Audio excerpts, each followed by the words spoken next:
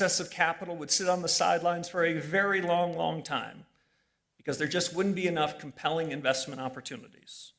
All the good stuff, you'll recall, had been invented, so growth would be low and slow. Well, times sure have changed. We've come to a hinge point in history, to borrow a framing from my former mentor, George Shultz.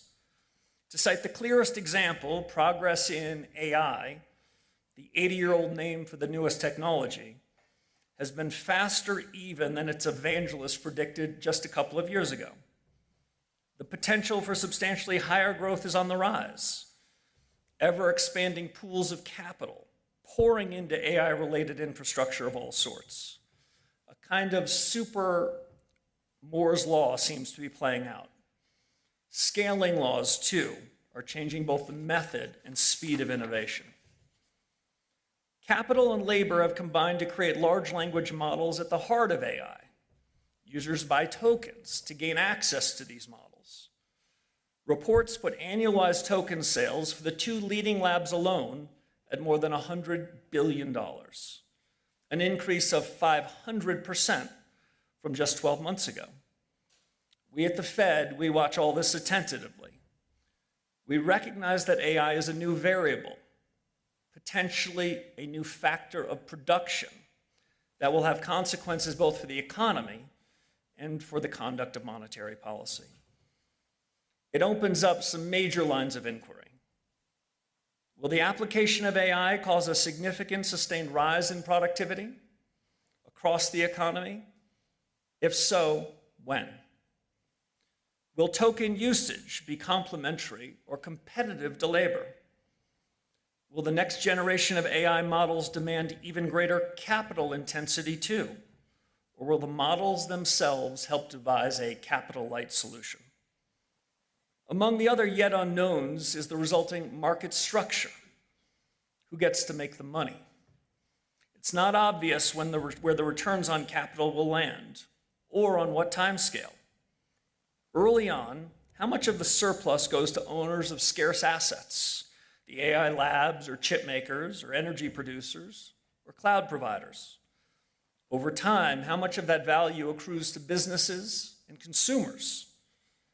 And importantly, what are the implications for workers and for the employment side of the Fed's mandate? Likewise, we don't yet know the equilibrium price of the tokens that give access to these models.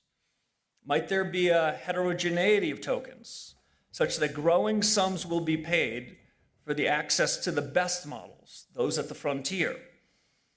Will token prices for older models fall to the level of their marginal cost?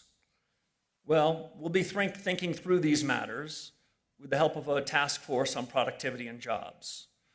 My early check-ins with the leaders of that task force and the rest have been very encouraging. To be clear, though, their recommendations will come later and have no bearing on decisions we make in the current policy conjuncture. But I believe that for future policy challenges, this intellectual investment today will leave us much better prepared for tomorrow. Next, let me say a word about forward guidance and its substitutes. As our task forces go about their work, as you might know, I'm not waiting to introduce innovations at the Fed to help make us fit for purpose. To highlight one example, I've set out to change the form and function of the Fed chairman's so-called forward guidance. You might know about my longtime discomfort with early pronouncements of future policy decisions. I much prefer another path, and now we'll make the case for it. Transparency in communications about future policy decisions is not an end unto itself. Communications must be in service to the Fed's paramount responsibility. And what is that? That's getting policy right. Forward guidance as a regular practice was adopted by my colleagues and me during the global financial crisis. It was essential at the time, and we introduced it with much fanfare. But as with other legacies of crises past, I believe the practice has outstayed its welcome. In normal times, the role of forward guidance should be limited and circumscribed. Otherwise, it risks creating ambiguity in the name of clarity. Oversharing policy deliberations and overcommitting to future decisions can lead markets, businesses, and households astray. And I believe when policymakers make quasi-commitments on interest rates throughout the cycle, we inhibit our own freedom to make the right calls when it's time to decide. To get policy right, we also need to get the relationship right between the central bank and financial markets.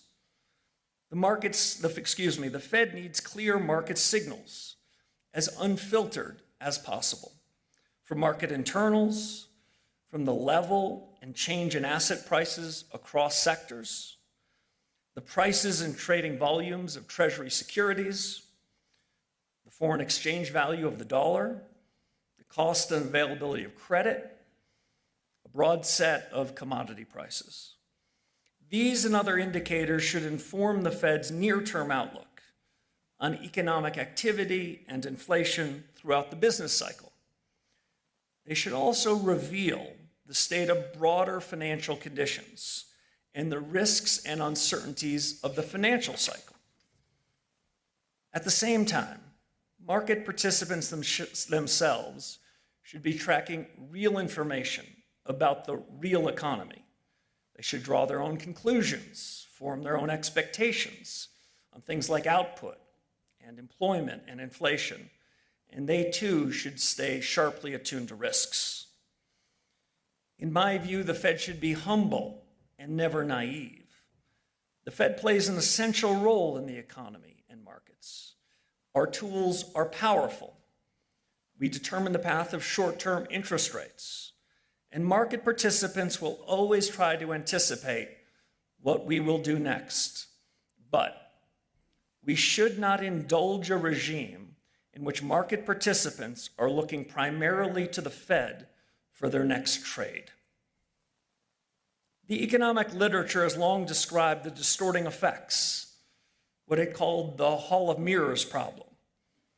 If markets rely materially on the Fed's guidance and the Fed relies on market prices, we're more likely to be blinded to new developments, more likely to be caught unprepared, and more likely to commit errors in policymaking. Now, perversely, market participants are unlikely to bear the biggest costs of the Hall of Mirrors problem. The most serious harm is likely to befall those without any financial assets. If the Fed gets inflation wrong and judges the economy wrong, who gets the worst of it? Not the financial high flyers. Hardworking Americans are the ones left to deal with inflation that's too high or jobs that suddenly appear less secure. So, if forward guidance is ill-suited to normal times, how about the new Fed chief commits at a meeting just like this to some explicit reaction function? Surely he could tell us his interest rate path if, say, the data were to come in hot or cold. Well, I wish our understanding of the economy were so precise as to provide a mechanical, tried and true answer, that some simple function, like a Taylor rule, could be rigorously relied upon. But our knowledge just does not extend that far, at least not yet. And other factors most relevant to the proper conduct of monetary policy, they change over time. Providing forecasts to illustrate the Fed's reaction function works better in theory than in practice, better in the lab than in the field. I am not alone in noticing that forward guidance in 2021, to cite just one example, might well have slowed the policy response to high inflation. In my term as chairman, my colleagues and I will endeavor to construct more reliable models, more robust rules, and we'll do this knowing that accuracy in forecasting is still just an aspiration. With so much changing so fast in our geopolitics, global supply chains, technology, it's wise to be modest about what we can and cannot know as we sit here today. In the same spirit, we should receive the full range of ideas on matters that may inform the Fed's monetary policy discussions. If the aim is optimal decision-making, and it should be, we should not crowd out views on the economy. How then to chart a better path to policy? In the balance of my remarks, I will share with you some key principles that guide my thinking on the appropriate conduct of monetary policy, and then I'll offer my promised assessment of the economy. So let's turn first to principles. First, I've noticed in this line of work, yesterday's news has a way of getting mistaken for what's happening right now. The challenge is to know the difference. In other words, we must interrogate reality. Make sure we're not setting forward-looking policy based on stale or inaccurate data. Nor should we rely on isolated data points. Trends matter most. The Fed's a decision-making agency. We make choices amid uncertainty, and the data upon which we draw must be relevant, contemporaneous, accurate, and as actionable as possible. Second principle. The Fed's actions are intended to ensure that the aggregate demand side of the economy is broadly consistent with aggregate supply. However, all we observe directly is activity. We never see and can only infer what's really happening on the supply side. Hence, evaluating the current and expected balance between aggregate supply and aggregate demand is imprecise. Third principle, there should be no misunderstanding. The Fed's price stability objective of 2%, as measured by the PCE price index, is a firm, fixed target. Let me be equally clear about another aspect of this objective. Price stability is not self-executing, nor is inflation necessarily mean reverting. It's the Fed's job to deliver stable prices, no excuses. Fourth principle, the Fed also bears responsibility for maximum employment. Achieving both sides of our mandate over the medium term is not an either-or proposition. I do not believe the Fed's dual mandate works at cross purposes. After all, high inflation itself is very harmful to economic prosperity. Fifth principle, short-term interest rates are the predominant tool to achieve the dual mandate.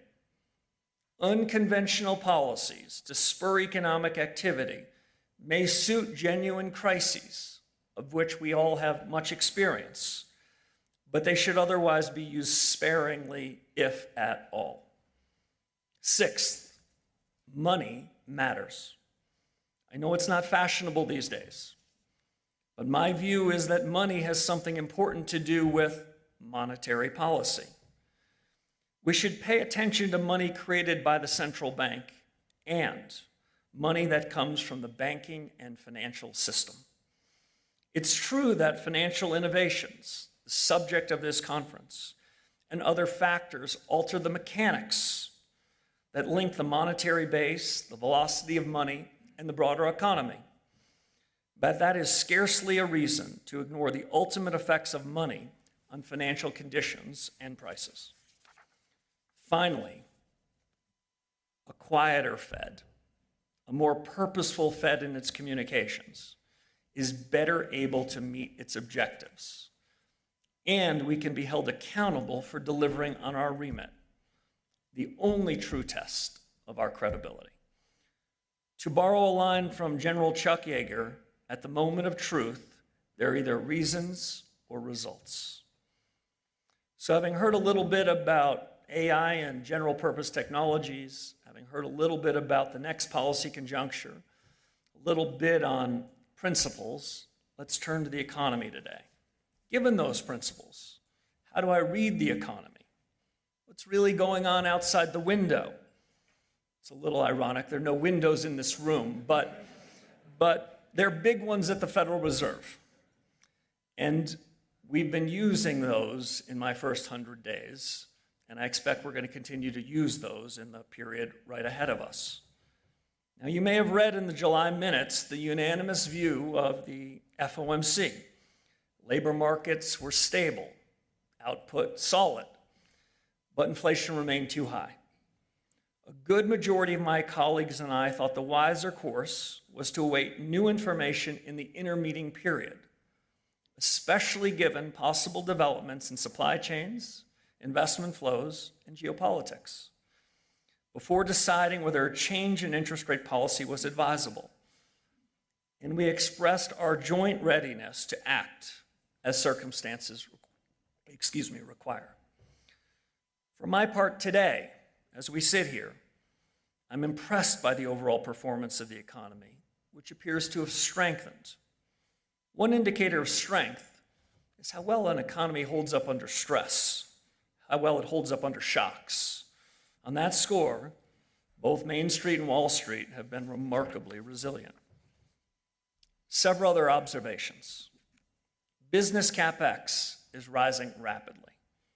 The 4-quarter change in investment in equipment and intangibles has been around 9%, its highest growth rate since 2021.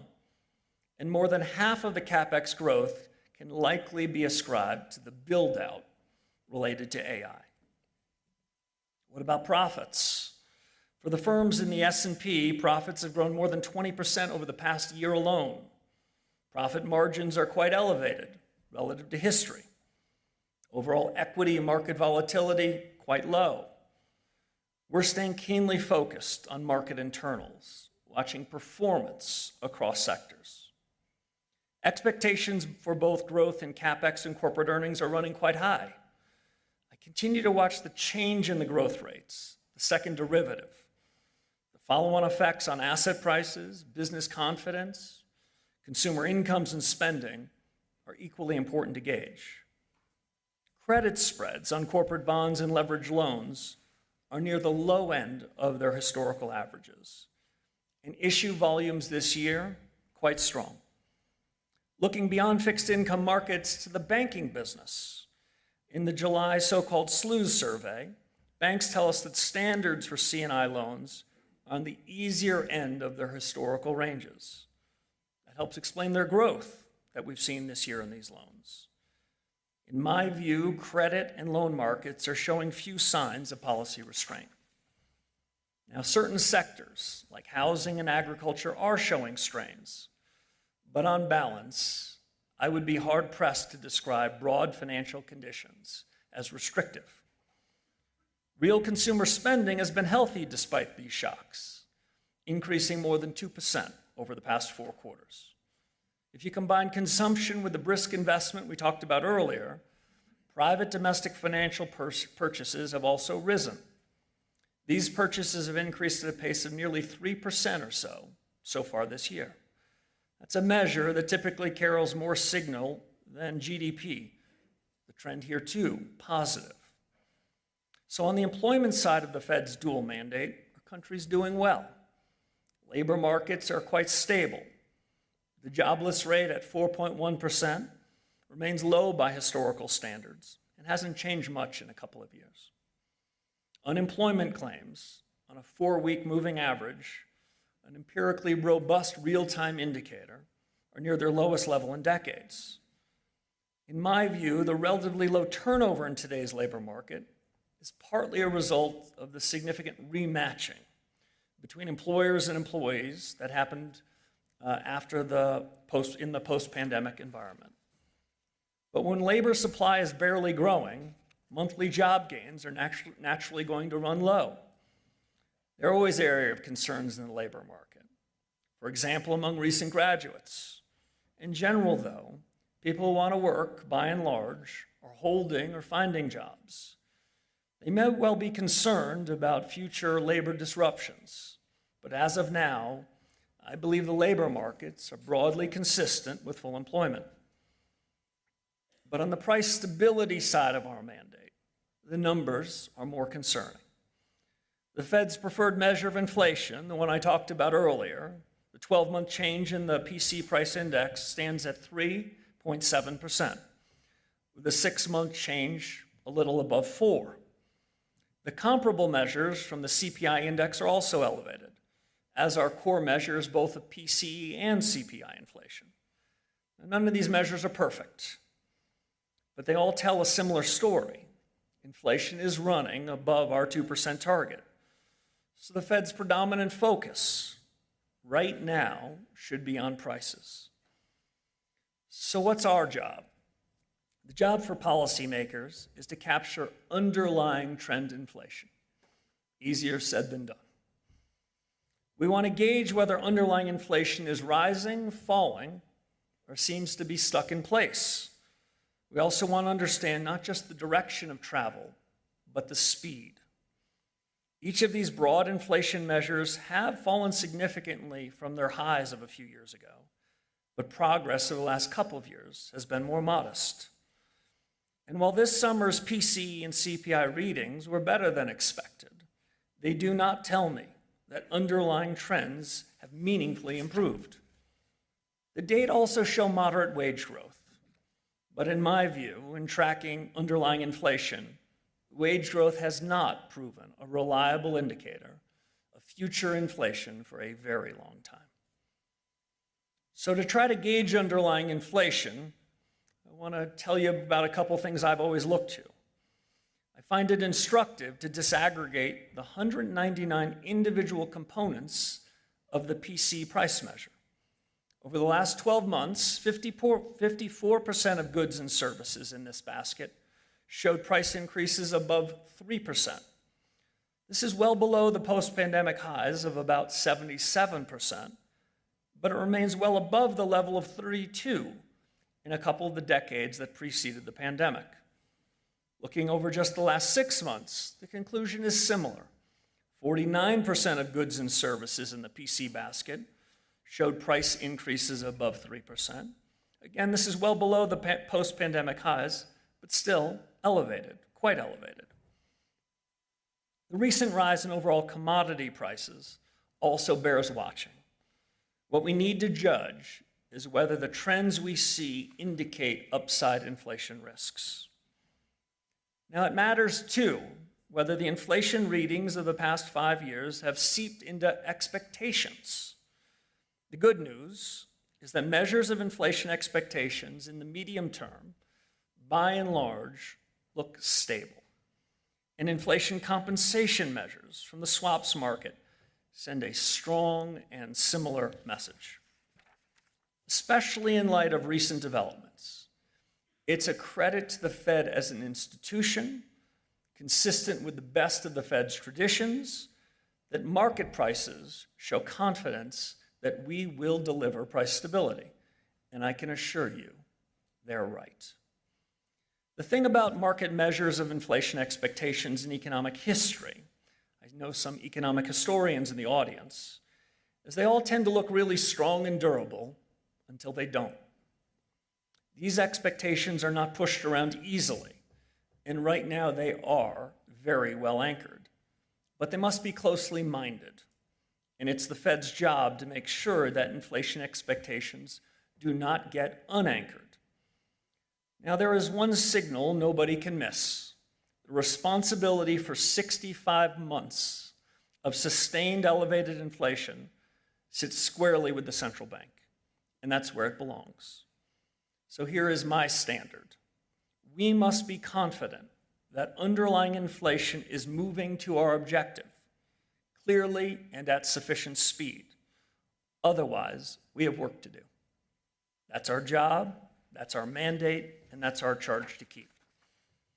So I've covered quite a bit of ground in the last 25 minutes or so. Let me see if I can conclude this way. I stand here today committed to a discipline, not a decision. My Fed colleagues and I are hardly the first to hold these positions in a time of great consequence. We are determined to redeem the time by doing our very best work. For those of you that know us, you'll know the following is true. We take our responsibility seriously, with humility and with resolve. We know so much depends on the choices we make. Sound monetary policy helps households and businesses to prosper. When carried out effectively, it broadens and deepens the momentum of our economy and helps to secure America's leadership in the world. And I know that our country needs us to think carefully and act wisely, perhaps now more than ever. It's a tremendous honor to serve once again at the Federal Reserve. I'm truly grateful for the encouragement, good counsel, and the warm reception I've received in my first 100 days from my colleagues. I'm also honored and grateful for the views that I've gotten, solicited and unsolicited, from so many of you in this room. For that, and for your kind attention this morning, I say thank you. Let's get on with the rest of the program.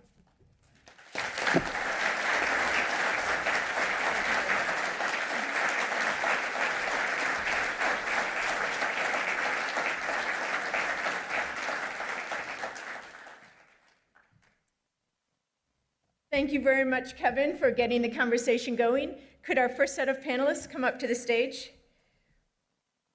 So Kevin, thank you.